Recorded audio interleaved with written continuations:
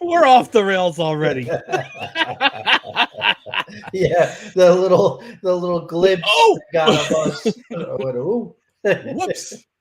Well, folks, welcome to No Credentials Required, where you don't need a press pass to talk sports. We are presented by Belly Up Sports in association with Godzilla Media. And to my right, see, I'm getting better at this. To my right Yeah.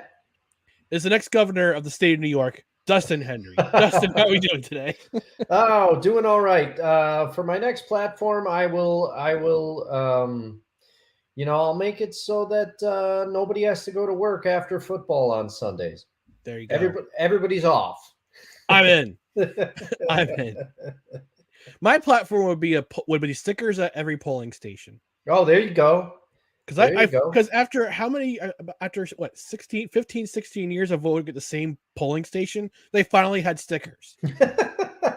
The stickers have been a thing for quite a while now. I know they would be up on it, and they do incentivize people to vote. As crazy as it sounds, the stickers they do. work. Yeah, so. I understand. Being in a rural county sometimes is a little bit, it has its drawbacks. But today, finally got my vote. I'm super happy about that.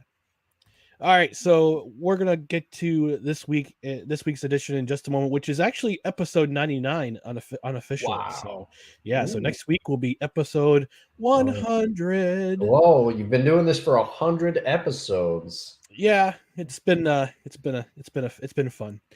So before we get into it, we're going to remind you about our social media channels down below. If you're watching on Facebook or Belly Up TV or on YouTube. TikTok, Instagram, and Twitter at NoCredsREQ, Facebook.com/NoCredsREQ, and YouTube, YouTube.com/at NoCredsREQ. I have to change the overlay now. See, I just can't remember that. On the audio side, subscribe to the podcast. We are, our home base is on Spreaker, but you also listen on Apple Podcasts, Spotify, iHeartRadio, Amazon Music, basically whichever platform you subscribe to, you can find us there. You can also rate and review.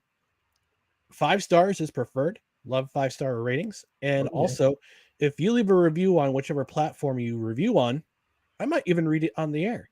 And also, as always, if you're watching on Facebook and YouTube right now, feel free to engage with the show by leaving your algorithmic engagement comments.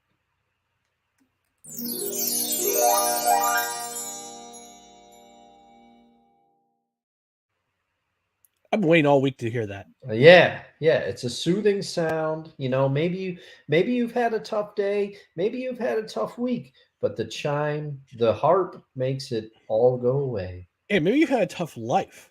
Yeah. And now you're ready to go. You're ready to go. That's actually before we get into it, Dustin. I want to. What are you drinking tonight? So we decided to do some adult beverages this evening. Yeah, I am drinking a Palmer Oktoberfest. So cheers to you, sir, and everybody out there. And I'm gonna crack open a Das Bronx Oktoberfest from Bronx Brewery. So hey, it is. We didn't even text about it, and we both chose Oktoberfests. Hey, all right. Prost, everyone. Even though it's November, it's not Oktoberfest anymore. But prost. Hey, the beer's still there.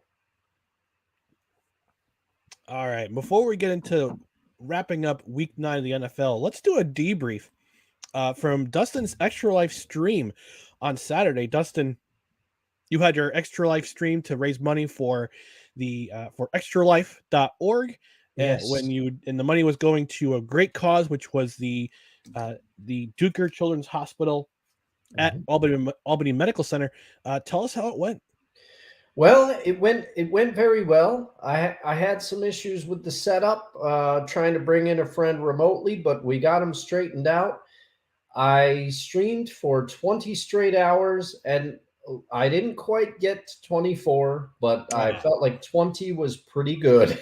By the end of it, I was very tired, and I did not sleep particularly well the night before, so I think I was just out of gas a little bit. But it went very well. First off, let me thank you for stopping by, and also your donation and your tireless support and promotion.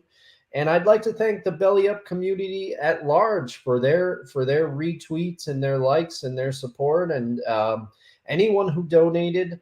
I thanks to you, I was able to surpass my goal of $1,100. We raised $1,160. Thanks to all of you out there.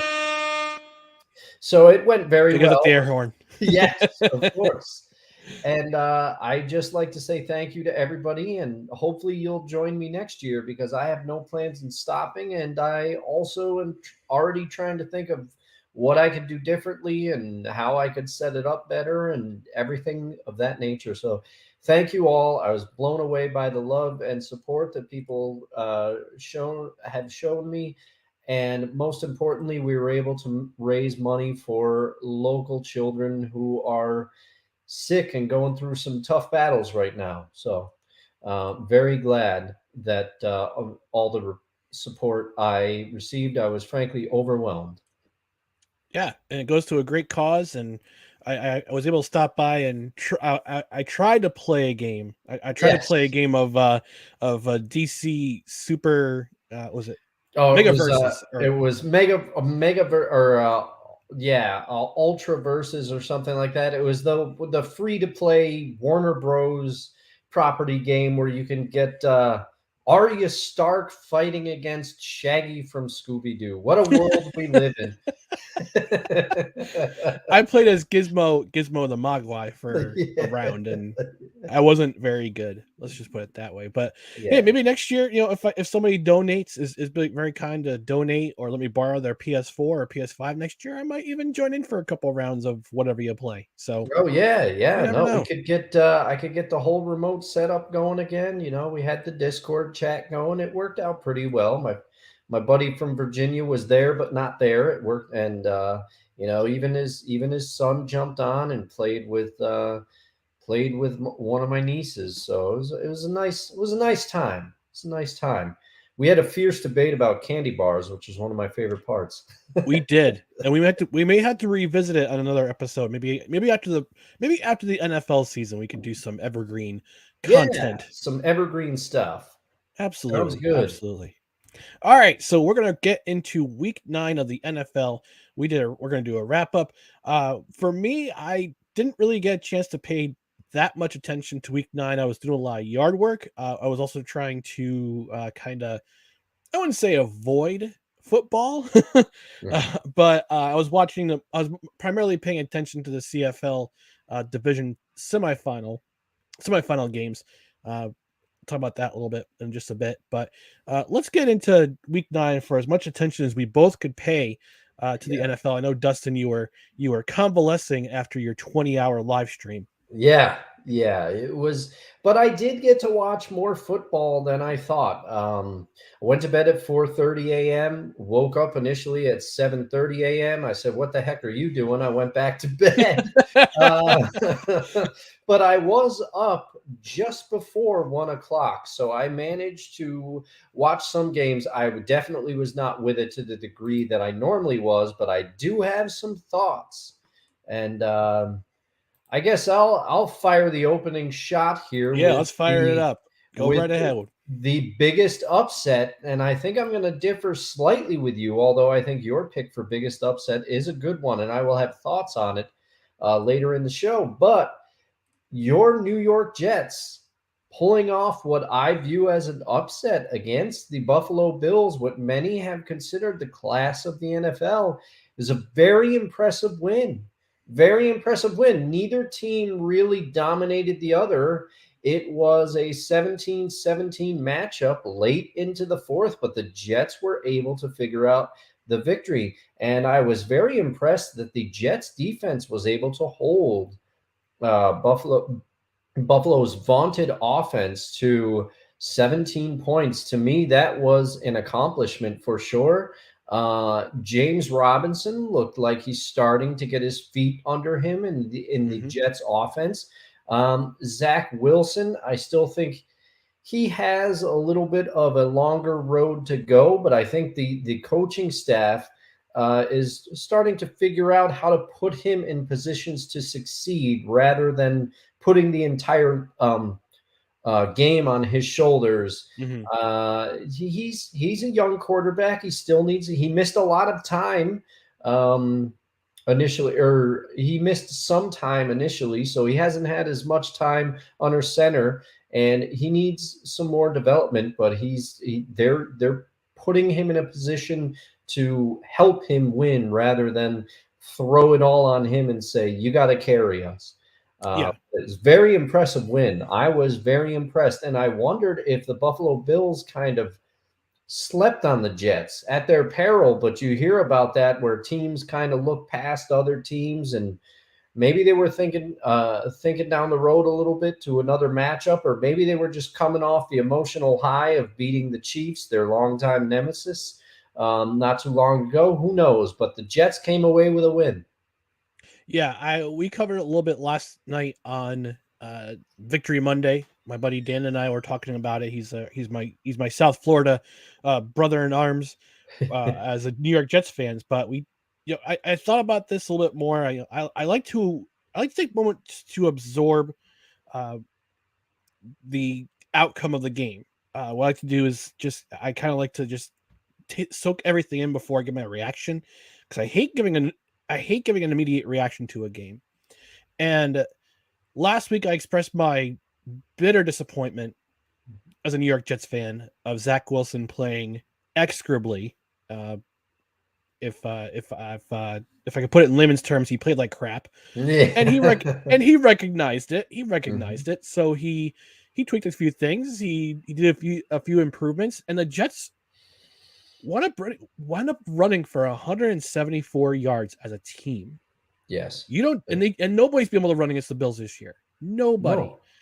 And on their last drive, on their final drive, and it's funny is I was doing yard work. I didn't pay much attention to the Jets game. I was listening to an audiobook. I looked at my phone, and my oldest brother happened to text myself and my other older brother, and he said, "Oh, it's awfully tense. I haven't heard from either of you guys today because my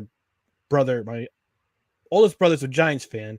My other older brother, my second older brother, he's a Bills fan, and I'm a Jets fan.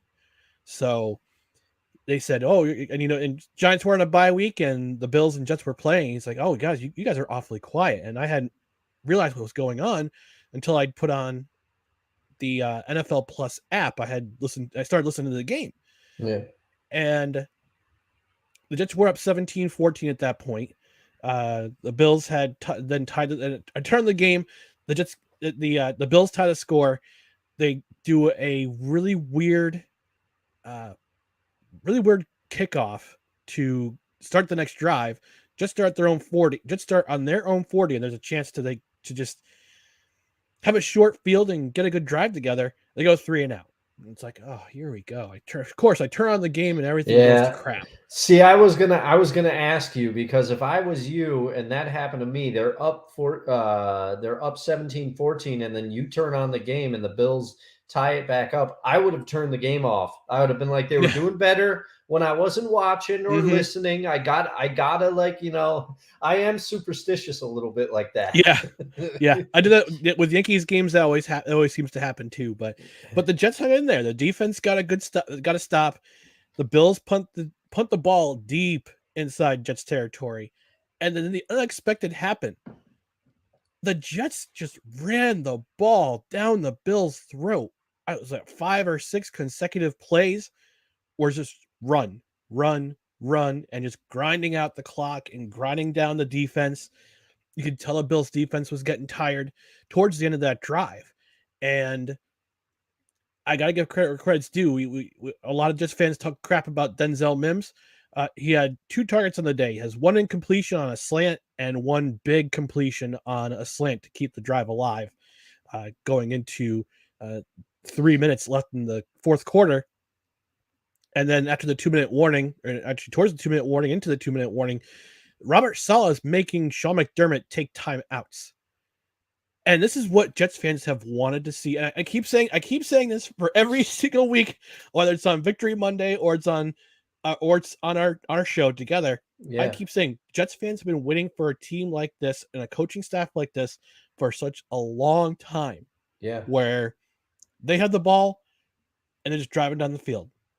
and they're eating clock, and they're eating down the clock, and they're grinding on the opponent, and they're just making them, and they're force feeding the Bills their lunch. They're force feeding other teams their lunch.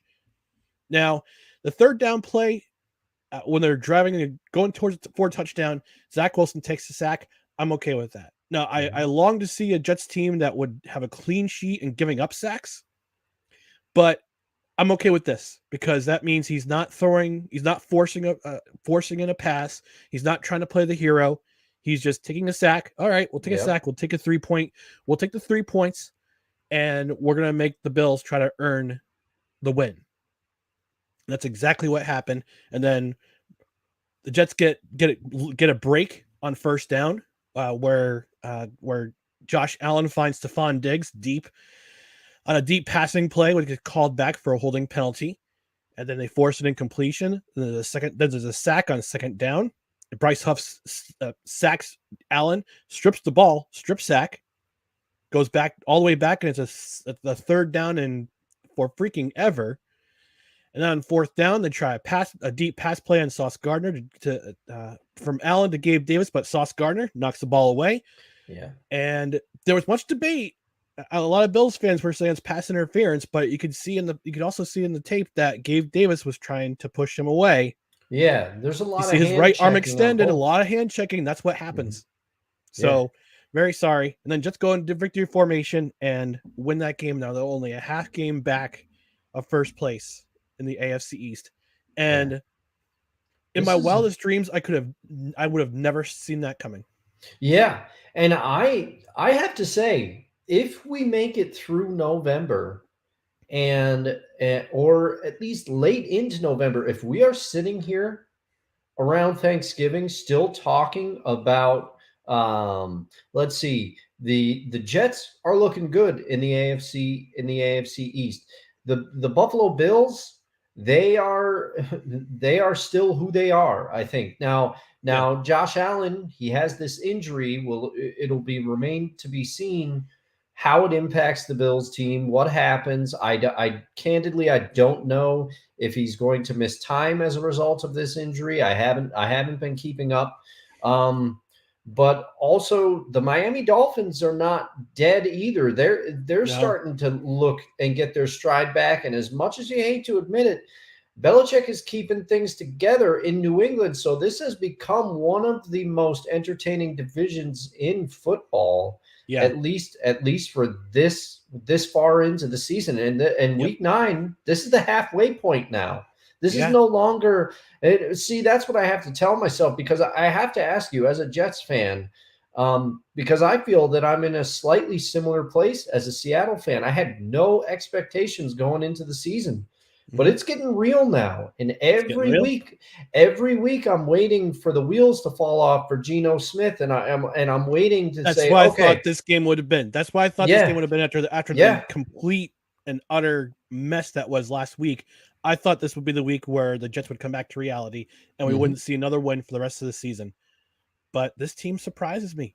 Yeah. Every single week they surprise me. They find a way to win. And the next hurdle is they have a bye week this week. But the next hurdle, they're in New England. They got to win that game. That's the next hurdle they have to because I felt like they should have won in New England the previous game, the previous week. Beat New England the week before. I felt that it was theirs. The Jets had them in the first half. They were outplaying them, and it just the wheels came off a little bit. The wheels came off. It's funny. What's funny is that during that game we had the sky cam come down, and I saw a tweet a little bit. I saw someone on social media, a day later, where it says somebody's calling somebody at the NFL office is going, sir, Commissioner Goodell, the Jets doing good. What should we do? And he says, drop the sky cam at MetLife Stadium. All right, so we're gonna get away. We're gonna talk about my biggest upset. I'm gonna talk about the Lions beating the Packers 15-9. My God, what is happening with the Green Bay Packers? They've lost 4 in a row. Hey, buddy. And here's Yeah, the official mascot of No Credentials Required this yeah, time. he's always Here's got Tag to. Along. He's always got to be here. Oh It's a yeah, he's great always thing. him. He's a ham. He's a ham. Yeah, But it's yeah, a great what's thing. going? I mean, I wish my buddy Dave was who's Yes. is a big Packers fan. I wish he was watching to explain this utter mess that is currently the Green Bay Packers. I Yeah. don't get it. And I am mystified as anybody else, and I'll get into it a little bit later on the show, but something is up with Aaron Rodgers. I'm telling it's something right now. It's not just, but I don't know, and I would be interested to hear Dave's opinion as someone who follows the team much closer than I do. But I don't know how much of this is on offensive scheme, how much of this is on Matt LaFleur and Gutekunst and some of their personnel decisions that they've made. I don't know how much of this is on Aaron Rodgers. I don't know how much of this is on the rookie receivers, because you keep hearing much is made about how the rookie receivers are not running the correct routes. They're not where Aaron Rodgers expects them to be, but your biggest upset kind of dovetails into my biggest disappointment. My biggest disappointment is Aaron Rodgers. You cannot throw 3 interceptions against a Lions defense that is unquestionably the worst defense in the league. And in Mm-hmm. prior games, In the red zone too, that they had 3 turnovers in the red zone yes, against the Lions, who are statistically the worst red zone defense yes, in in football. every cat. And they also, the Lions, previous to this game, they were giving up no less than 30 points. And you want to hear some of the quarterbacks that it's not like the Lions were facing Hall of Famers. They were facing Bailey Zappi. They were facing, they were facing, I mean, before we all saw that his season has been a reclamation project, they were facing Geno Smith, who, even on his best game, he is not the caliber of quarterback that Aaron Rodgers is or previously has been. This is absolutely mind-boggling. Yeah, it's mind-boggling, some would say. Yeah. I think the problem is twofold. I think the problem was the fact that Aaron Rodgers wanted to be paid. He was threatening to. He was basically he forced the Packers' hand. He forced the Packers' hand by either requesting a giant contract. He wanted to be the highest player. He wanted to be the highest paid quarterback in the NFL at the time. He's getting It's $150 million, pretty much guaranteed. And it's also the Packers' fault for not only giving into that demand, but also trading and also saying, okay, well, you want to be paid $150 million guaranteed. We're going to have to let your best receiver go. And we have to trade him. We need to get draft picks out of this. We need compensation in return.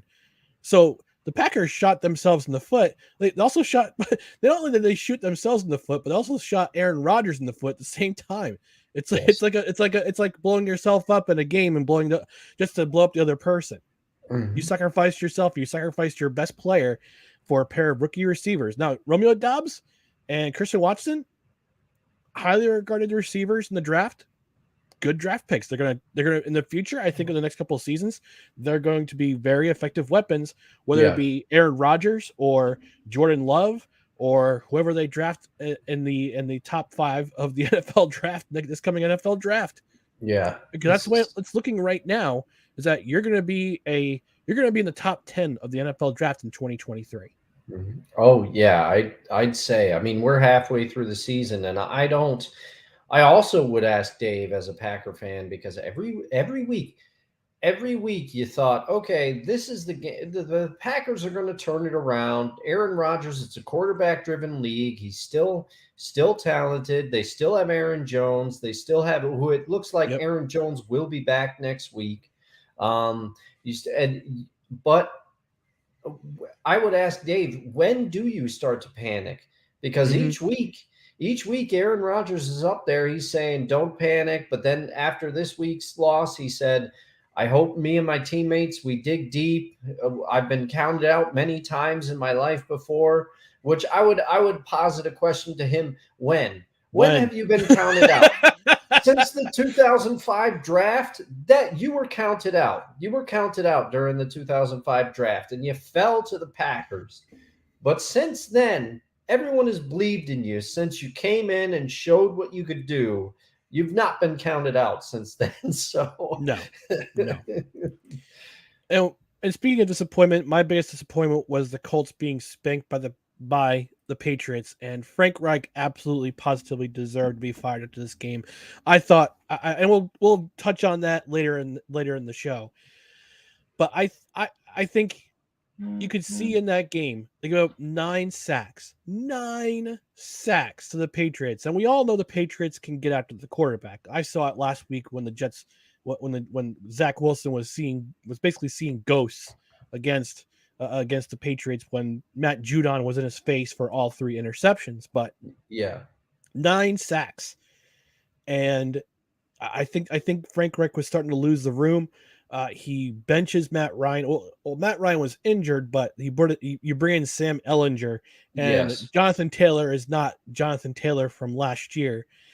Clearly, mm-hmm. and you can see that the wheels starting to kind of fall off the wagon, or where the Colts, the horse is going to be soon turned into super glue. Yeah, So I think he definitely deserved to be fired to this game. I think he was starting to lose the room. And 3-5-1 doesn't seem like a bad record right now, especially in the AFC no, South. But this team, I thought better this team coming into the season. I think we both did, we because we did. both Yeah, had them. We both had the Colts. I wouldn't say running away with the AFC South, but they would have been them, and it was going to be between them and Tennessee to yes. win that division. Yes, and if you had evaluated it, I think we did, based Mm-hmm. on the personnel that the Colts had on paper, you'd give the edge. You'd give the edge because the Titans have Derrick Henry. Well, Jonathan Taylor, if you were going off last year's numbers, is even better than Derrick Henry Mm-hmm. is. And Matt Ryan, you thought even if he's a little older and stuff, he's still going to be an upgrade. And I will say, um, slightly defending Frank Reich a little bit, he has had a different quarterback in each of his years as the head Bingo. coach of the Indianapolis Colts. However, what a downfall it has been for this team. I will cop to it. I sat here and I said that the GM's name, I think, is Chris Ballard. Chris Is it Ballard, yeah, former Chris Ballard? Colt great Chris Yes. Ballard was traded for John Elway. I sat here. Wow, I did not know that. Yeah. But I sat here and I said that Chris Ballard and Frank Reich were one of the best coach slash GM duos in the entire league. And it definitely doesn't feel like that right now. What a No. downfall. Oh, it wasn't Chris Ballard who was traded. I my bad. I forgot who it was traded for John Elway, but Oh, was it John Minton, the offensive tackle, or something Minton? I'm trying to remember. I just watched the 30 for 30 from Elway to Marino on that. So I think it might have been Chris Minton, I think it was. Let's see. Chris Hinton. Chris Hinton. Here we go. Okay. I All thought right. I thought it was Chris Ballard. My We fault, got everybody. there. Sorry, We got there. sorry, fact checkers out there. I know I know you want to fact check. Well, Me. maybe the bot from a couple of weeks ago will catch that one. Yeah, Sex Chat 69. Hit us up. Yeah.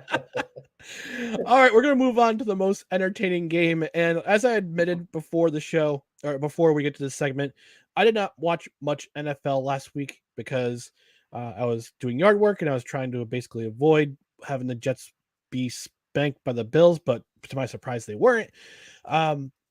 And there were only 2 4 o'clock games on Yeah. which neither of which I had much interest in. I know you did because you were a I Seattle did. I Seahawks did. fan. But even then, that's when I started to doze off a little bit. Quite frankly, part of it was tiredness, but also it just wasn't.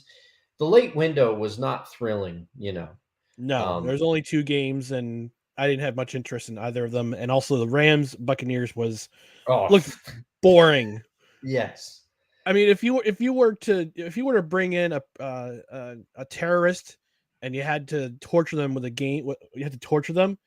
I would have showed this game. I would have Yeah. showed that game. Yeah. It But was. my most entertaining game was not on either CBS or Fox. It was on ESPN2. I was watching the CFL Western Division Final between the BC Lions and the Calgary Stampeders. That was a fun game to watch.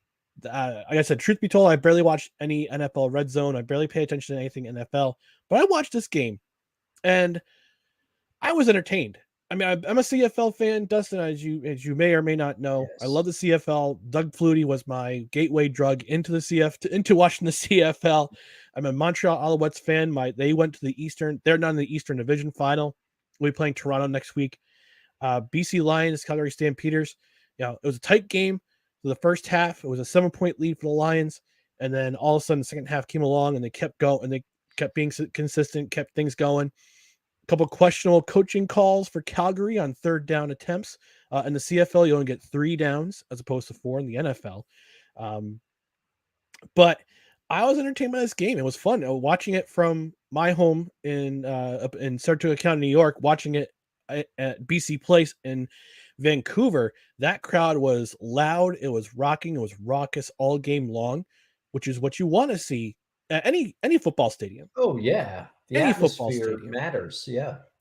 And thankfully, with the Jets being on a bye week this week, I'm going to watch both division final games.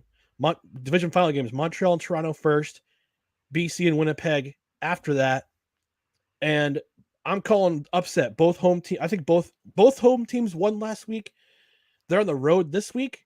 I'm calling upset special. BC and Montreal. They're going to Regina on November 20th for the Grey Cup. Saskatchewan. Saskatchewan.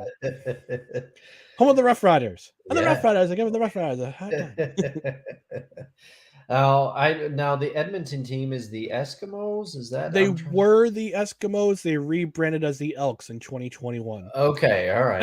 And funny enough, ever since the name change, they have not won a game at home. Oh man. They went 0 for 7 last year in a truncated season, and this year they went 0 for 9. Go for All right. Well, they're due. They're due. They're due for a win next year. Next year's the year. Next year is the year. Yeah. So, what about you, Dustin? What was, in your mind, the most exciting game? Well, no game, truth be told, no game stuck out to me this week as the most entertaining game. However, there were a lot of close finishes in this, especially in the early window. I will tell you the at one point I was watching and the wonderful Scott Hansen mentioned that they had 3-17 versus 17 ties as I was watching on Red Zone in the fourth quarter, one of which was your beloved New York Jets versus the Buffalo Bills. The other one was the the Los Angeles Chargers. You can say it. It's okay. You can say it. They're the San Diego Chargers. They'll always be the San Diego Chargers in my mind. The San Diego Superchargers, aka the LA Chargers, versus the Atlanta Falcons, which they continue to baffle me because I was gonna if they won against the Chargers, I was gonna come on here. I was gonna say, how is Atlanta doing this? I was gonna be completely mystified. But the Chargers did manage to pull out the late victory, and then also it was also a very entertaining end to the game of the Minnesota Vikings versus the Washington Commanders. Oh, if you're a Commanders fan, you got to be sick to your stomach. You are. Oh yes, that now. Taylor Heineke, you've detailed the Heineke magic. I've detailed how I think we both have talked about how the team seems to have been lifted by ever since he's been inserted under center.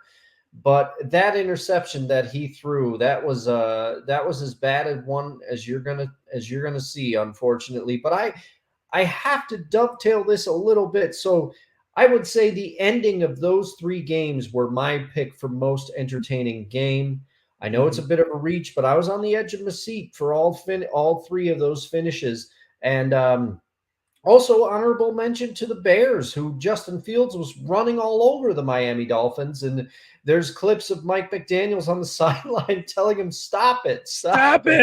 Now, so that game was even a little closer than you think it was. So there was some nice close games in the early window. But I will say, Ryan, did you realize that the Minnesota Vikings are now 7-1? because they look like the shakiest 7-1 team I've ever seen. I forgot what their Yeah. record was. Yeah. It, And I have hope that they'll move their game. The Vikings are playing the Jets in 3 weeks. So the Jets have a bye week. Then they're at New England. They're at home against Chicago. Then they go on the road. They play the Vikings and the Bills in consecutive weeks. I'm praying now. At first, I wanted the Jets and the Bills, if they kept going on this trek, they're gonna have a collision course on December 11th in Week 14.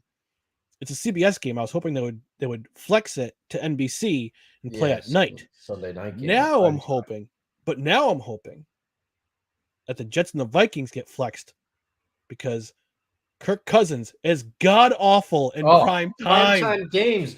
We've known it for years, and it's carried over. That's from his days in Washington Yeah. as their quarterback. It's always been a bugaboo for him. And even if you want to go back to college, I believe that game where he and Russell Wilson dueled. I think that was a primetime game where they ultimately came up short, but I'm not 100% sure because that was many moons ago now.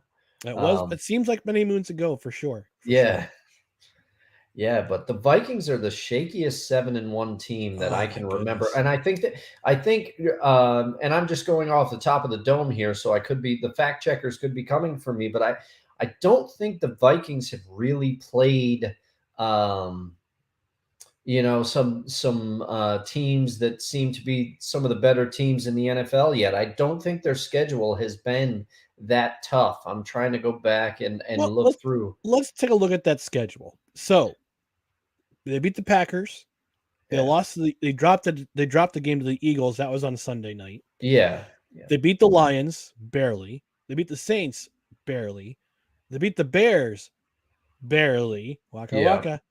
They beat the Dolphins by 8. They beat the Cardinals by 8. They beat the Commanders by 3. They actually came back from down 10 in that game. Yes, I do So remember that. So there it is right there. I mean, the Commanders turning it around a little bit, but still not a great team. The Saints, they're scuffling a bit. they're not good. Yeah, they had the defensive woes. The only real team that they didn't beat them. So the only team that they've played that's really really good, the Eagles and the Lions played them tough. And I remember arguably that. arguably the Dolphins too. Oh yes, the Dolphins. That's right. But I think that was a game without Tua as well. Yes, And they I just believe barely beat him so. by 8. I think that was an old Teddy Bridgewater game. So Old Teddy Two Gloves. yeah. All right, so we're moving right along. We're going to go to our most notable performance. And Dustin, I have a feeling that we're on the same page when we say the most notable performance of the week was Joe Mixon. Oh, it's got to be. He's the only logical pick. I mean, what he did was ridiculous. I had to wipe the sleep from my eyes and say, am I still dreaming when I look at this? Joe Mixon, he was basically the only one scoring touchdowns for the Bengals. It was 35-0 at halftime. Yeah, yeah. And by the time they're like all through, Mixon's out of the game, Burrow's probably out of the game. They're probably on the sideline yucking it up. Yeah. The Panthers had to concede and yank PJ Walker and put in Baker Mayfield, who was playing defensive tackle during practice during the week. Yeah, unbelievable. And we gave a lot of credit to the Carolina Panthers the last couple of weeks for showing up and playing tough, but the defense was not intense for this game. I can tell you that. The defense was intense. TENTS. That's still one of the funniest things. Oh man! And I saw somebody tweet, because I believe if something I saw on Twitter today is to be believed, somebody said that PJ Walker is back to the practice squad after last week. Sam Darnold was activated. Oh, okay. He was and activated. Yeah. Wilkes Steve Wilkes has got on record saying, yeah, we're still going to roll with PJ Walker next week Oh, against the okay. Falcons. All right. That's see, because when I saw that, I was like, that does not make sense to me. Maybe I misread it, but somebody did tweet. They said we should give Sir Purr a chance at QB, which I didn't Never know forget Robbie Anderson on the sideline going, What's the mascot's name? Sir Purr. Sir Purr. Sir yeah. Purr. All right. All right. Yeah. All right. So before we get into our hottest individual take of the week, let's go to the comment section, which is brought to you by intheclutch.com.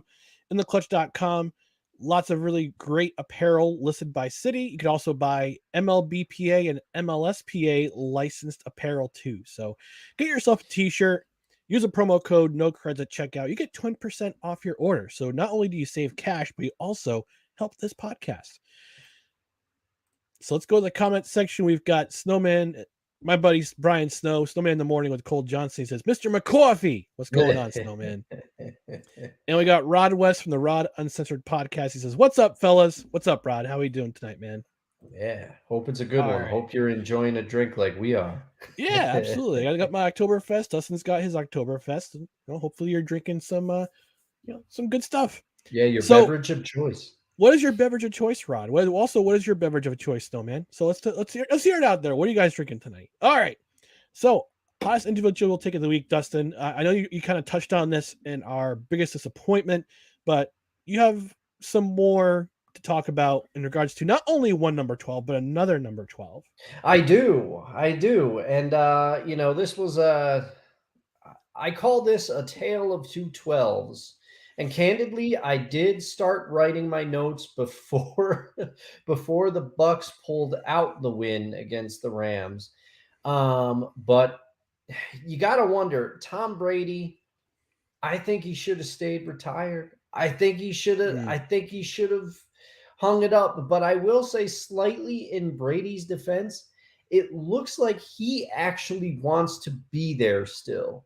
He had some mm, personal things going on in his life, which we all know that sometimes personal life spills into work. We try not to let it happen. yep. But maybe this win, he said after the game, it felt awesome. He seemed in higher spirits than he has been. I still think that they are in trouble. I think that he just doesn't look like the same bulletproof guy that he has been for so many years. But at least he looks like he wants to be there. Aaron Rodgers should be hosting Jeopardy right now. That's what it looks like to me. It looks like the Packers made him an offer that he couldn't refuse as far as the money. I don't know if part of it was he called it he said, "Well, fine. I don't really want to be here, but if I'm going to be here, you're going to have to pay me." Maybe part of him was not expecting the Packers to pay him. Maybe he really did. He thought, "Hey, I don't need Devontae. I can make anybody look good." Maybe part of it is regret. Maybe part of it is frustration, but he looks checked out to me. He looks like Mm, he does not want to play football this season, if not anymore. So to me, you got to give it to the GOAT for his competitive fire. He still seems to have the desire, although I don't think he has the tools anymore. But Aaron Rodgers looks like he is cooked. He doesn't yeah. want to be there anymore. He has other things that he's thinking about doing, and he just looks, I don't want to say he's washed. I don't want to say he's washed, but he looks mentally done. Mm, mm. Yeah. Interesting take. Hot take. This is where our hottest individual take of the week comes in. Yeah, yeah. My hottest individual take of the week, and I'm gonna get a lot of pushback for this, but I don't care. It's my show, so I'm calling the shots. And damn it, if you don't like it, get out. But I think it's possible that we could see two New York teams in Glendale, Arizona on February 12th. But the AFC representative is not the Buffalo Bills. Ooh.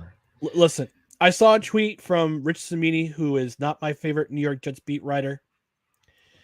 And he said, and I saw a tweet yesterday. It says the New York Jets, after yesterday's big win, or excuse me, after Sunday's big win against Buffalo, the New York Jets have a 72% chance of making the playoffs. That's unheard of. Yeah, you've got to be just squealing with delight as a patient Jets fan, you know? I wouldn't say I'm squealing with delight. I would squeal's not the right word. I mean, I'd say maybe I'm very ecstatic. Let's put it that way. Yeah. But I also saw a stat that they have. I think it was a 2.7% chance at going to the Super Bowl. That their odds at the Super Bowl are 2.7%, which doesn't seem like a whole lot. No, No. but the beginning of the season, I think they were at a plus 20,000 to go to the Super Bowl on DraftKings, DraftKings Sportsbook. So if you had bet $20 on a plus $20,000 bet, I think you would come out with $400,000. Don't I mean Wow. if everybody's watching who does gambling or sportsbook, I suck at it. So if I'm wrong, just let me know in the chat, in the comment section, or what. But with the way the Giants are playing and the way the Jets are playing, and the fact that both their GMs and both their coaches are probably executive of the year and coach of the year nominees at this point, if they keep playing the way they're playing, I think we could see a collision course, our first Subway Series in the Super Bowl for the first time ever. Two teams from the same city, representing the same geographic area, the same media market, being in the Super Bowl for the first time ever. That would be I don't know if I don't think I totally agree with you, but I will also say it is not completely out of the realm of possibility. You can't deny the way the two teams are playing. You can't Mm-hmm. deny the way that this is kind of a weird year for football because, as I've Yeah. said, the Vikings look like the shakiest 7-1 team ever. The Philadelphia Eagles, they're undefeated. But they have and they look very good, but no team in the NFL to me looks bulletproof this year. I mean, No. look at the Titans almost beat the Chiefs the other night. The Chiefs are not Oh. invincible the way they have been. Yeah. The, Was it Mahomes through 68 had 68 passing attempts or something like that? yes, some crazy number that I And he can't. threw for almost 500 yards. Yes, 500 yards, but it really it didn't amount in that many points. It's just Mm. this is a strange year in the NFL, and I think, and also as a Seahawk fan, um, I look at the Jets a little bit, and I think of the younger days, the early days of the Russell Wilson era. They've leaned on the run and good defense, and what are the Mm-hmm. Jets doing right now? And Yep. you saw that formula was successful for Seattle in the quote unquote glory days of the Legion of Boom. The defense Mm-hmm. and running game drove the team. Now Yep. Russ did evolve to a point where he could make some plays and make some things happen, and he did have a propensity for late game heroics.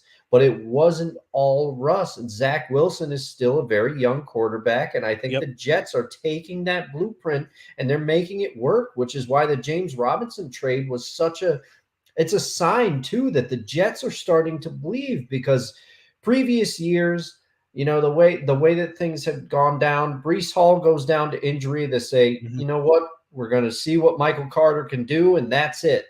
But them going out and getting James Robinson shows that they have a formula and they're going to stick to it and they're going to use it and they believe that they can win.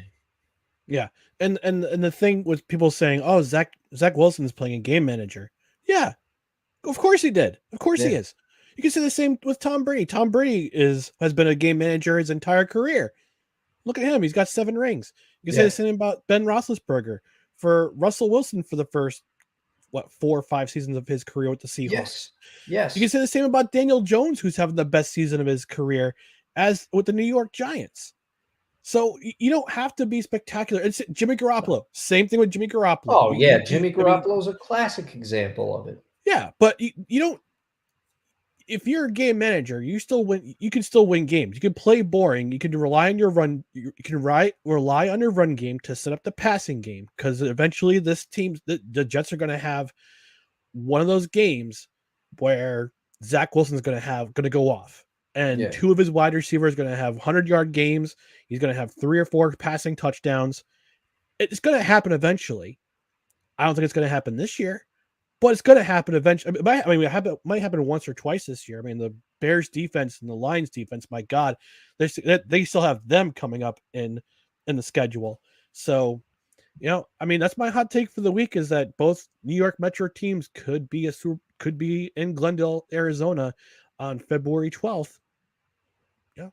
And like you said, it's such a weird year. And with the question with Josh Allen's injury being up Yes. in the air, and I'm looking at the AFC period, and I can't see a team that just can't beat outside of probably Kansas City.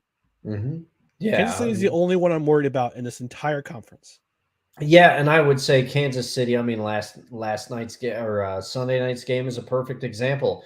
I'm looking at it, and granted, I wasn't fully watching it. I had it on the iPad as I was hanging with my buddy Chris, talking, doing other things. But I thought the Titans were going to win that game, but the Chiefs seemed to find a way.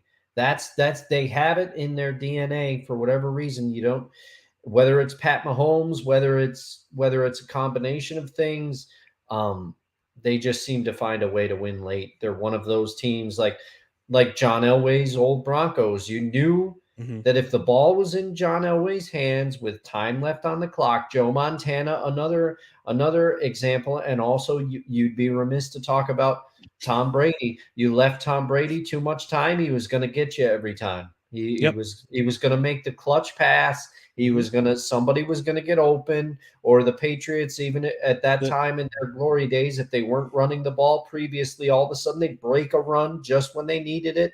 It's why it was so frustrating for a lot of people to watch. Yep.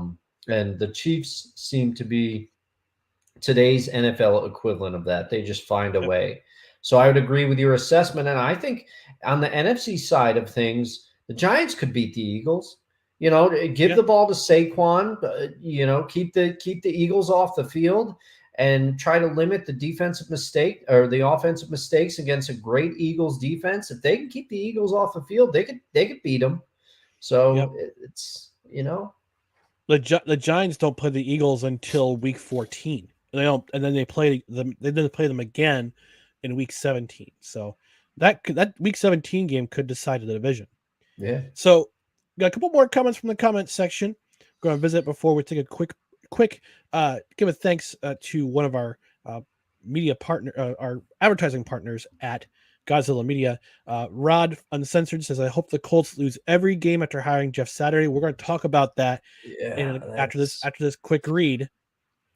And then he asks, who is y'all's offensive rookie of the year and defensive rookie of the year? Kenneth Walker offensive and Sauce Gardner defensive rookie of the year. There's no argument there. yeah. Up until I- he got hurt, Breece Hall was going to literally run away with rookie of the year, and then unfortunately he gets hurt, and now Kenneth Walker's having the year he's having yes, in Seattle. He's definitely the offensive rookie of the year, I and would give I it don't, to him. I don't Yeah, think there's any arguing that Sauce. I mean, you could say Kayvon Thibodeau could give a little bit of a run for Sauce Gardner, but Sauce Gardner right now has got to be. I mean, I'm not being a homer. Please don't accuse me of being a homer on this. yeah. But Sauce Gardner has allowed what he's played some of the best. He's played against some of the best wide receivers in the NFL, and they have done nothing He's against he's him. shutting them down. I He's mean, shutting them down. and that's the thing too. Like I could be a homer too if I wanted to. I mean, to me, it's Kenneth Walker. It's clear now on the offensive side of the ball. I am a Seahawk fan. I've seen enough of this guy run. He looks like the real deal. And he looks like somebody who can close games, even if he's not having a huge game. He does seem to get the big run when Seattle needs it to close out Mm-hmm. games. Mm-hmm. Um, on the defensive side of the ball, if I wanted to be a crazy person, I could sit there and try to say, oh, Tariq Woolen's having a great rookie year, but it's nothing compared to what Sauce Gardner's doing. Nothing. Nope. I mean, it's unbelievable. And I do not want to diminish the accomplishments of Tariq Woolen. I think Seattle's draft class, I think John Schneider and Pete Carroll might have saved their respective jobs with the way that this year's draft class looks. You got Abraham Lucas and Charles Cross on the offensive line, two rookie tackles doing a great job. You got Kenneth Walker, you got Kobe Bryant, you got Tariq Woolen. I mean, their picks, all of their picks from this year so far are hitting it out of the park. And even still, with all of that, Sauce Gardner, you cannot deny his talent. He is the unquestioned defensive rookie of the year for me as well.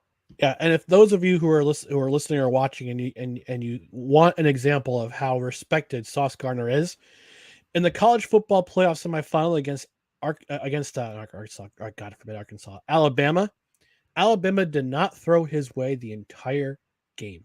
Yeah, seems like a smart decision. Yep. I dislike Nick Saban, but you can't argue with his acumen as a football coach. Absolutely not. And Dan touched on this last night, and he's absolutely correct. A lot of teams now, they shouldn't be looking at schools exclusively. They should be looking at individual players. And that's the one thing that Joe Douglas has done in his tenure as GM. And save for that 2020 class when you had to go with Adam Gase as his head coach and have to have his input on the draft, but he has absolutely killed it in the last two drafts, and this year especially has been a masterclass. And Rod also asks, do you think stop throwing the Sauce side like Darrelle Revis? Yep. Yeah. He is a better version of Darrelle Revis. Yeah. I mean, I love Darrelle Revis. Revis Island. Some of the best football I've ever watched was Darrelle Revis. I remember Sauce is in a class of his own right now. Yeah. And it's only year one. Yeah, and it's unbelievable. And I would be interested. I would be interested to hear. It's always nice when I would be interested to hear what Darrelle Revis himself thinks of Sauce Gardner, because there is a reason that I know about Tariq Woolen in Seattle is because Richard Sherman, love him or hate him, he's a great cornerback. Mm-hmm. And he said this kid, talking about Tariq Woolen, he said this kid looks like me, but a lot faster. And so when you get praise like that from somebody who excelled at the position the way that Richard Sherman did, I would be interested to see what Revis thinks of Sauce. But Sauce Gardner looks like just a freak of an athlete. He can keep up with any receiver, and he's picking up the game. You can study and you can figure out the game, but the raw talent that Sauce has, you can't teach it. So work on the things that you can teach. He's going to be an absolute force, and he already is. Mm-hmm. Absolutely. All right, we're going to move on from the NFL. We'll talk about the week that was in sports in just a moment, but first we want to thank Johnstone Supply in Troy as one of our partners with Godzilla Media. Listen, we up here in the Northeast, we had a great weekend of great weather where it was unusually warm, 70 plus degree weather, but you had to know in the back of your mind the drop was coming, and it's here, and it's here. It's here. So why not upgrade or update your get some maintenance on your furnace with Johnstone Supply. They have all the stuff you need, the Goodman system, Fujitsu Westinghouse. They have the John Goodman furnaces, as we like to call them at Godzilla Media. You may have heard George on previous episodes of Getting There with Goz, and you had a chance to learn his story and Johnstone Supply's story. You can stop in and find out about their great service and great products. Give Kev, James, or Bert a call, and they can help you put you in a warmer place this autumn and this winter. To stay warm all season long, call Johnstone Supply in Troy at 518-272-5922. You can also visit them at 2600 6th Avenue in Troy. Connect with them online at johnstonesupply.com or look on social media at Johnstone Supply, New York. But you can also call them again at 518-272-5922. All right, sports news the week that was, Dustin. We kind of touched upon it earlier in the show with Frank Reich being the second coach to get the axe during the NFL regular season. And the curious pick for interim head coach being Jeff Saturday. And from what I'm also seeing, I have on social media, I don't know if this is real or not, but apparently there's a rumor going around that Dan Orlovsky, his broadcast partner at ESPN, may be coming out and becoming the quarterbacks coach of the Colts. Wow. What is going on in Indianapolis? Is it tank Yeah. season? Is this tank season or what? This is, I was baffled by this, and no disrespect to Jeff Saturday, no disrespect in it. And Jim Irsay is not the first owner that hired a player. Al Davis used to do it all the time. You're a former Raider, you're going to be a head coach. So you look at Art Shell and others, but Art Shell went on to prove himself. Now it might have been he hired Art Shell multiple times. Art Shell was, I think, the coach of the Raiders in the late 80s or early 90s, and then he brought him back a little later down the line. It didn't go well. But Jim Irsay saying, people bring up to him, I saw parts of the press conference, people bring up to him, how do you feel about Jeff Saturday? He has no coaching experience at the NFL level. And he said, well, I'm glad he has no coaching experience because this league is very hard on our coaches and it's tough and they have a lot of pressure. Hold on, pause, stop. He does have head coaching experience. He coached a high school. He coached a private high school in Georgia, and he actually led that team to the playoffs their second year and their third year. And he only left in the middle of his fourth year because he wanted to spend more time with his son, who was playing at North Carolina. Yes, that he does have head coaching experience, albeit high school, but still, he gets the deal. Well, yeah, that I understand. But Jim Irsay's point, when I believe the reporter specifically asked about how do you feel that he has no head coaching experience at the NFL level or no coaching experience of any kind at the NFL level, and Irsay said, "I'm glad because."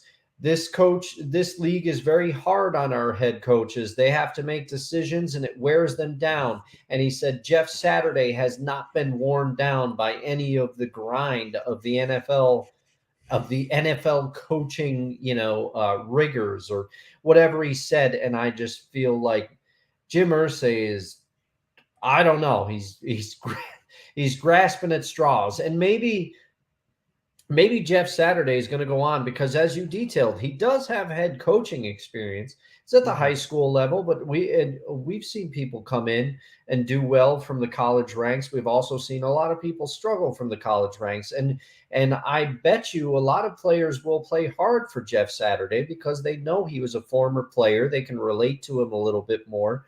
But Jim Irsay's, I'm glad he has no head coaching experience, seemingly not even acknowledging. I don't know. Jim Irsay has made some decisions as an owner that are kind of baffling. I don't think he cares. He's getting his $350 million profit from the NFL from the coaching, from the not the coaching, the TV contract. So why bother caring? Yeah. At the same time, though, you have to wonder if this is a tank situation now, because you've got two top caliber quarterbacks in Bryce Young and the kid from Ohio State. His name escapes me. Not Justin, the other guy who replaced Justin Fields. I can't remember his name offhand. Okay. But you got two pretty good quarterback prospects coming out, probably going to declare at the end of the season. And you have two teams, one in Carolina being one of them, Indianapolis being another one of them. Go ahead. I believe it's C.J. Stroud. C.J. Stroud, yes, thank you very much. Yeah. C.J. Stroud. Yeah. So you got Stroud and you got what's his face from Alabama? I just said his name and I already forgot. Damn it. But you have two top quarterback prospects probably going to declare for the draft after this season. Ohio State probably going to be one of the championship, probably going to be one of the finalists for the championship. They're going to be in the championship game for the college football playoff. Alabama, unfortunately, unless somehow ESPN and the NCAA try to weasel that way in as a 2-loss team. I highly doubt it, and if it does happen, I'm going to scream bloody murder. Which is that's the reason why they expanded the college football playoff. But anyway, yeah, I think it's definitely tank season. You've seen the last 3 quarterbacks that have come through Indianapolis. Phillip Rivers, who was still effective, but still way beyond his years. Not what he used to be. Not what he used to be. Carson Wentz, who is, by all indications, a backup quarterback at best, and Matt Ryan, who is also another quarterback Beyond who his is not years. who he was 6-7 years ago. So Matty I Ice think has thawed. Matty Ice has definitely thawed, yes. Yeah. But I think Jim Irsay is starting to see the writing on the wall. Okay, we got to start fresh. We had Andrew Luck. Yes. We wasted him because we couldn't protect him. I need to bring in another guy who we're going to build around, who we're going to, who we want to help, who we want to win another title for this season, for this city. So I think it's tank season in Indianapolis. And I think you're right, because Suck for Luck was built around, that teams were going to tank for him, and the Colts did the best at that particular nomenclature. But so now it's Get Stung for Young, and yeah. I'm trying to think a good one for Stroud. I will say it. Suck loud for Stroud. Oh, wait, that sounds horrible. I know. Well, no, the worst one years ago, somebody, when Geno Smith was coming out, somebody wrote into Bill Simmons' column at the time, the mailbag, when he still worked at ESPN. And I used to be a religious reader of that column back then. Same. And somebody said, what's the equivalent of Suck for Luck for Geno? And he was like, I don't know. And he just put Suck a Pinot for Geno. Wow. That one has stuck with me. Now, for wine drinkers out there, it's Pinot Noir. So Pinot in parentheses Noir for Geno. Yeah. I couldn't believe it. But crazy. But I really, and also what is more strange about Jim Irsay for me is that he said, they said, well, you made a point to say he's interim head coach. And he said, well, this is for 8 games. I hope it's for more, so he's leaving it up in the air. Is Jeff Saturday going to be a lame duck? Like what? I just don't know. I just don't know. It's a strange situation. All right. So I'm looking at words that rhyme with Stroud. I'll have something at the end, before the end of the show, I promise you. But we got to talk about, we talked about it on Saturday during your live stream as you were taking a break. Now we're not a basketball podcast by any means. We don't really cover basketball on this show, but the topic of Kyrie Irving suspension came. Oh, yeah. I know you got something to say, Dustin. So for those who don't know about the situation, apparently Kyrie Irving showed his support for this documentary that had a lot of anti-Semitic tropes or tropisms during the film, and apparently it's still available on Amazon Prime. Somehow it's still available on Amazon. I don't know who's asleep at the wheel for that one, but let me preface this by saying that I was kind of a Kyrie Irving fan when he came out of college and first started playing on the Cavs, and he had the Uncle Drew videos, which I always thought were pretty funny. I would watch him on YouTube. He had the Uncle Drew Pepsi commercials and things, and I said, "Oh, that seems cool." And you can't deny that he's a skilled talent, but at this point, it's kind of dovetailing, and I'm probably going to get some blowback from some on this, but how far can talent take you? Mm, Um, he's kind of gone down a similar path to Kanye. He's come out with his flat Earth theories, and he and I understand there's a lot of people. The vaccination thing, I'm not even going to get into it because there's a lot of passionate thoughts on both sides. But when it comes yep. down to it, he cost his team. He wasn't able to play. He wasn't able to play in games, and I guess you gotta if he truly has his own beliefs and he was just standing up for what he believes in, that's fine. But this is the line now. This Yeah. anti coming out and supporting an anti-Semitic film, like what is wrong with you? I don't Mm, understand.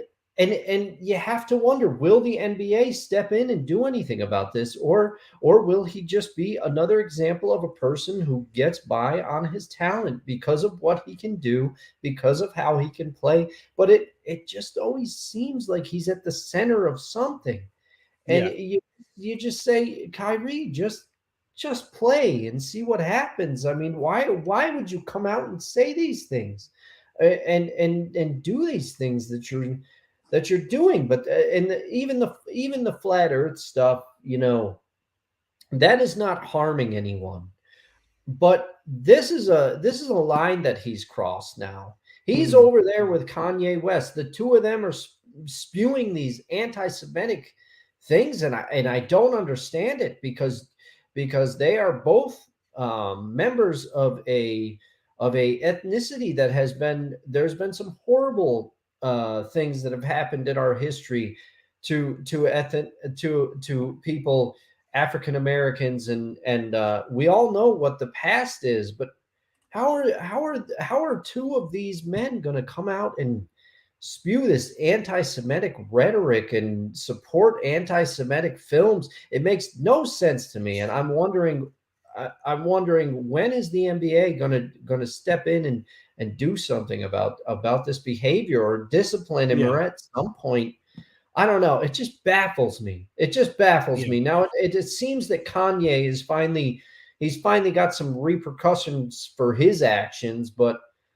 I don't understand. I really No. don't understand at all. From There's no from what place I for any of this. from what I understand, Nike cut ties. They're not going to produce any more Irving sneakers. Okay. So that's one consequence. I mean, there are consequences. That's a lot of thing with that's the thing with celebrities and athletes. Now, I'm like, for me, I'm a free speech absolutist. Free Yeah. speech, have as much free speech as it wants. Let's have some thoughtful discussions. Let's have some free exchange of ideas. But like you said, Dustin, when you cross a line and you're either endorsing something that rails on an entire section of people, or you're saying things that rail on an entire section of people. Mhm. That's where I say this Yeah. discussion's over. We're Yeah. done. We're Yeah. done. And you can't take this person seriously anymore. It discounts anything else that they've said. It just is. It's mind boggling. It is mind No, boggling. and the fact that they can supposedly say this and get away with it because they're Yes. celebrities. There's carte blanche. Look what happened to Michael Richards. Oh yeah. Look what happened. Uh, Remember him? And see what happened to him when he was on stage and went absolutely crazy and started calling Yes. some of the N word and claimed it was done in comedy, but the shock value was so shocking that he's nobody's hired him. Yeah. Yeah. Nobody's going to hire him. And that's the thing, and it should be that way. At some point, some would argue that after a certain amount of time passes, you can forgive a person, but some things are unforgivable. Yeah, And this is just, it makes no sense to me. yeah. Now, Um, and speaking of which, we go into like a heavier. We're keeping on the heavy topics for some reason tonight. yeah. There was a signing last week by the Boston Bruins of a player named Mitchell Miller. Uh, he is a United States Development Program member. He's a team member the U.S. Development Program. He was a team member of the U.S. Development Program. Very skilled hockey player, elite guy. Probably would have gone. He probably would have gone like top five in one of the past couple of one of the drafts in the past couple of years.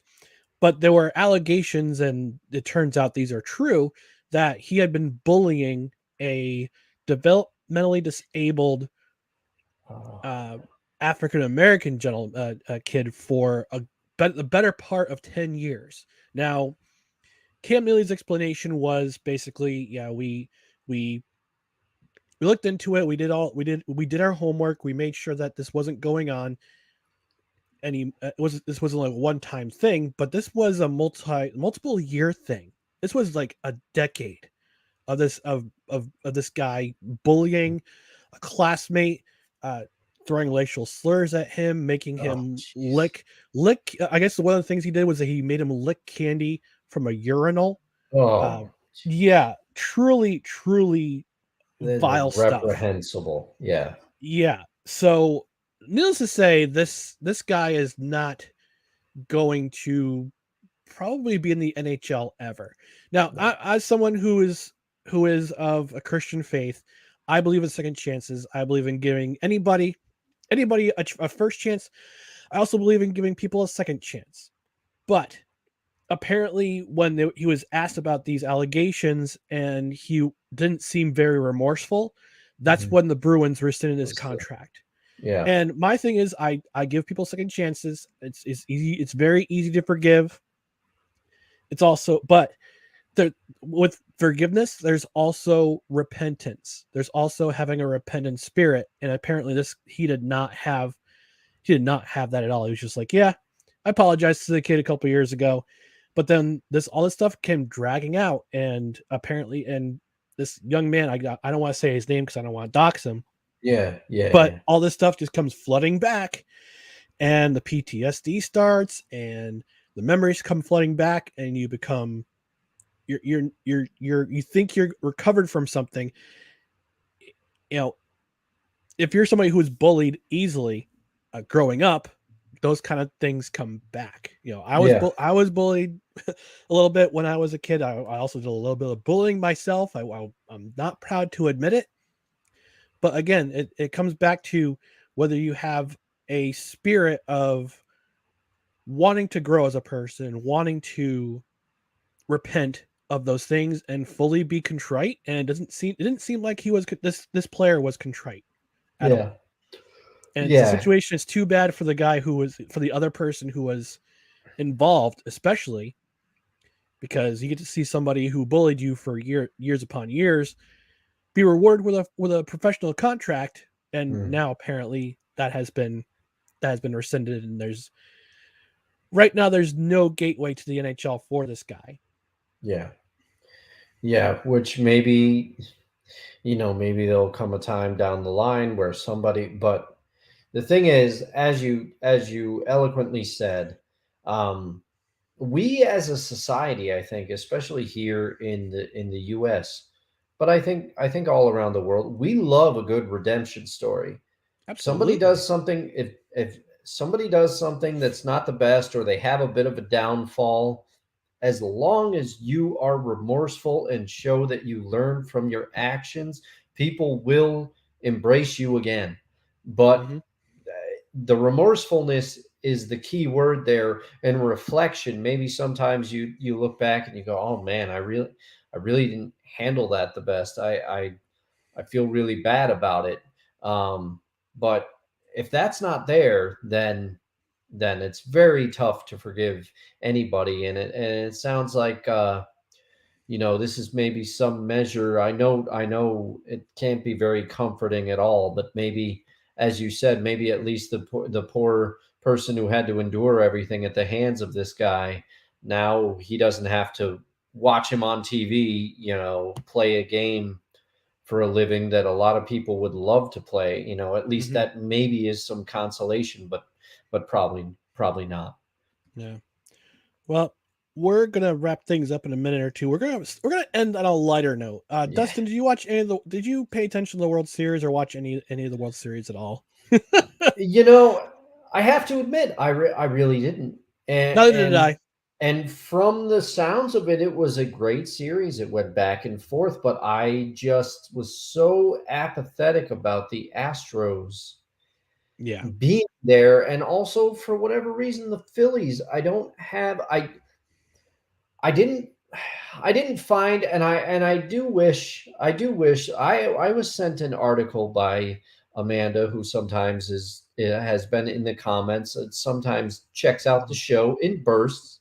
Hey. And she sent me an article that the Times Union had written about Andrew Belletti, I believe, a reliever on the Phillies, who Hmm. had done very well, and he actually played a preseason game in 2021 for the Valley Cats, who are now an independent league team, Yep. Yep. and it just his comeback. He had made a mistake. He got into a car accident. He was driving a car, and there was unfortunately a casualty of the car accident, and he did 3 months in jail as a result of it, and then he kind of turned his life back around, made it back to the big leagues, but then ended up with the Valley Cats. But he ended up not playing a regular season game with the Valley Cats. He signed with the Marlins shortly before the Valley Cats season began last year, and now he is a reliever for the Phillies, and he's doing very well. But even that story did not. There was just nothing about this World Series that grabbed me, and I thought that I would want to tune in to see Bryce Harper. He's by all accounts he's a generational talent, but it just I didn't care about it this year, and I never thought I was one of those people that, oh, my interest in the World Series depends on the teams that are in it. But I will say, of the two, the Astros and the Phillies were both teams that collectively just didn't get that desire for me to tune in. Neither was I. I wasn't very interested myself, but apparently there's another connection to the Tri City Valley Cats.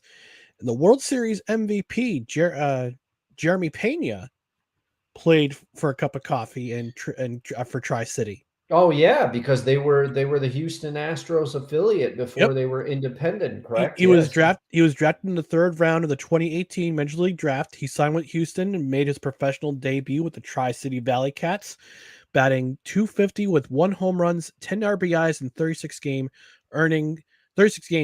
earning New York Penn League All-Star honors in 2018. So, hey, there's a local connection right there. Yeah.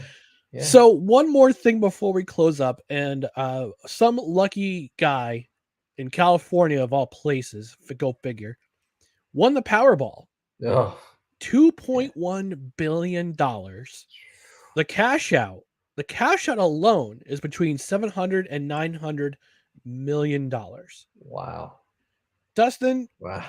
it's up to you as to whether or not you want to answer this question. But what would you do if you had won the Powerball? Hmm. What would you do with your earnings?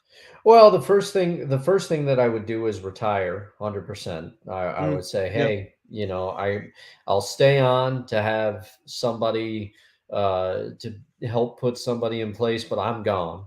Hmm. Secondly, I would do a couple of frivolous things with the money. I'd probably either A, get a new house, or B, put a heck of a basement bar slash man cave in my house. I would buy every guitar that I've ever wanted and get like a climate controlled room, a studio space. I would also take care of family, and then and then how fitting, Extra Life, whatever the record is for the most money raised by a single person, I would promptly smash it and donate a lot of that money, and then I would probably invest some, but I don't have like huge aspirations for this money, probably because that amount is just so unfathomable to me. But how about you? Well, let's see. The first thing I would do, obviously, is take care of family. Yeah. I would pay off my parents' house, whatever. Actually, no, they don't have a mortgage right now. I would pay my sister's house, pay off my sister's house. I'd pay off my brother's houses. I would get my parents, who are both in their 70s. I would get them set up somewhere where they don't have to worry about getting when it would be safe. They're both getting older in age. Unfortunately, my mom has had some health issues over the past year or so, but God bless her, she's still with us. So I'd make sure they're well taken care of into their later years. And for me individually, I would also leave my job. I would invest some. I would buy some property. I would buy some properties uh, in a particular vacation spot that we both like to go to. Oh, yes. Yes, that's a good idea. I would also buy one for myself. I would buy a property for myself where I would just rent it out to friends and family for the entire year, throughout Mhm, the year. mhm. Also I would travel. Yeah. I want to travel the world, but I also want to travel more around the United States. Yeah, Me too. I've been to the South, I've been to the Central, I've been to Chicago, I went to Iowa last year for the first time. Never thought I'd be going to Iowa, but I did. Except I would fly this time. I would fly out, not drive out. That was torture and then some. Oof. But I would do some traveling on the United States and just see how other people live. I mean, I've gone on Mhm, mission. I've gone short term mission trips. Maybe I would do a longer mission trip somewhere like Belize or Costa Rica, um, and also help people out. I've got certain, like you, Dustin. I've got certain charities that I support on a regular basis, like City Mission Schenectady. mhm. Um, got another good buddy of mine who's a missionary. I would support them as well. And make sure that the city mission has a nice has some nice facilities to have. Also, make sure my friends are taken care of who do ministry. Make sure they're taken care of. So yeah, also one really frivolous thing I would do is I would see if I can buy a professional hockey team Oh, and nice. Yeah. bring like an AHL team Mhm. and bring them up here to Albany because Albany needs. And I'm inspired by my buddies Levac and Gaz. Give them a shout out. Plug their show. They're on every Tuesday at 4:30, live on Facebook and on YouTube. But they were talking about having that we need a professional team back, a professional hockey team, an American Hockey League team back in Albany. Yeah. Yeah, We need to it's bring one up sorely here. missed. It's sorely Yep. missed, I I will mean, I say. love going to the old barn up in Glens Falls at the Glens Falls Civic Center. I'm sorry, the Cool Insuring Arena at Glens Falls. It's everywhere. The But naming rights are no, everywhere. yeah, but I would definitely bring an American League Hockey League franchise up here, market the crap out of it, and make it the best thing in town. Mhm, mhm. Yeah, Watch out, that's Albany Empire! I'm coming for you. yeah. No, that was I mean, because that was, friends of mine, we would do that every year. We would go to a couple of games, and then we would go to the Merry Monk for dinner after Nice. every game, and, miss the Merry Monk and also miss having the Devils around very much. Yeah. Well, I gotta talk to guys. Maybe we can do something with the Hideaway because I know they're supposed to do a trip in 2020, of course, where they're going to pregame at the Hideaway and then take a bus up to Glens Falls to see the Thunder. Oh, So nice. hopefully we can Yeah. do something like that again, or for the first time ever. But we got the logistics taken care of. Yeah. All right, and we'll probably do a no credentials required live stream or do a remote from before we go up to Glens Falls. Oh, why not? Why That'll be not? fun. Why not? All right, so we're gonna wrap things up here on No Credentials Required. We both appreciate you watching or listening. Yes. As always, on the socials, check us out below: Twitter, Instagram, TikTok at NoCredsREQ, Facebook.com/NoCredsREQ, and on YouTube, YouTube.com/at NoCredsREQ. On the podcast side, subscribe. Our home base is Spreaker, but you can also find us on Apple, Spotify, iHeartRadio, Amazon Music, wherever you podcast. And if you can, leave a rating. 5 stars is preferred. Also, leave a review. Also, not only on the review side for podcasts, but if you leave us a comment on if you watch the replay on YouTube or on Facebook and you leave a comment, I might even read it on the air, especially if it's vile and disgusting. But not racist. Not racist. Yeah, That's the line none too of far. We've this. talked None about of that. this. We don't need any of that. No, I don't want to be the next Kyrie. No. No. I don't want my shoe deal taken away. All right. Oh, Dustin, before we go, where can people find you if they want to say hi or just, just chirp at you or whatnot? Oh, you can find me on Twitter and Instagram, both at ldusto67. That's it. How about you, Ryan? Right down below, Instagram and Twitter at Who Is Ryan MCC. That's pretty much for every platform except for TikTok. I don't do personal TikTok, but Yeah, it's TikTok's this not my TikTok bag. is TikTok's kind of disturbing sometimes. Yeah. All right, folks, thank you for watching and or listening to No Credentials Required, where you don't need a press pass to talk sports. We, as always, are presented by Belly Up Sports in association with Godzilla Media. Shameless plug for me, I'm going to be doing a simulation on Belly Up Sports YouTube page on Monday at 8 o'clock because it's a bye week for the Jets. We won't be having Victory Monday, although the next day on our No Credentials Required, it'll be episode recording 100 of Woo! No Credentials Required. So we're hoping to bring some guests in, or I'm hoping to bring some guests in. I don't know about you, Dustin, if you don't mind having guests. I do not We have mind. had in the past. Yeah, you don't mind. But I'll try to bring some people in to pay tribute Oh yeah, in a you got to way. commemorate this. You got to commemorate the special occasion. Gotta do it. But before that, on Monday at 8 o'clock on Belly Up's YouTube channel, I'm going to simulate the remainder of the season for the New York Jets using a really cool simulation software called Quarter 4. It's really cool.